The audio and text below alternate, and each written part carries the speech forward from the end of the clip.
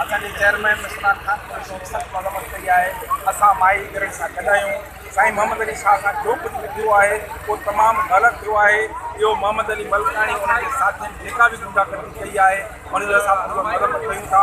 साईं मोहम्मद अली शाह हिकु तमामु प्यारो शरीफ़ माण्हू जेको कराची जे अंदरि माई गिरण जे लाइ जदोजहद करे थो, पर सॼी सिंध में हिननि पीपुल्स पार्टी मोहम्मद अली मलकानी सभिनी ॾिंडनि ते कब्ज़ो कयो आहे। समुंड ते आइलैंड जेके आहिनि सभु धारियुनि खे ॾेई करे छॾियऊं आहे। उते वॾा वॾा जेके टैंकर अचे करे उहे मछियूं मारीनि था। नंढा नंढा जेका माई किरन वीचारा पंहिंजा होड़ा खणी समुंड में वञनि था, उन्हनि खे उते कुझु बि नथो मिले।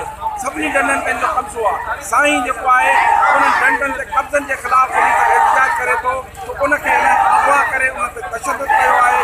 असां हिन मज़म्मत कयूं था, पर पीपल्स पार्टी खे इहो चिता ॾियूं था त कराची जे अंदरि को बि सिंधी प्रोटेस्ट करे थो, तव्हां हुन ते डंडा हणो था, तव्हां हुन ते शेल हणो था। इहा तव्हांजी जेका आहे उहा बुज़दिली आहे। इहे ई सिंधी तव्हांखे वोट ॾेई ऐवाननि में आणीनि था, इहे सिंधी तव्हांखे इक़्तिदार में आणीनि था।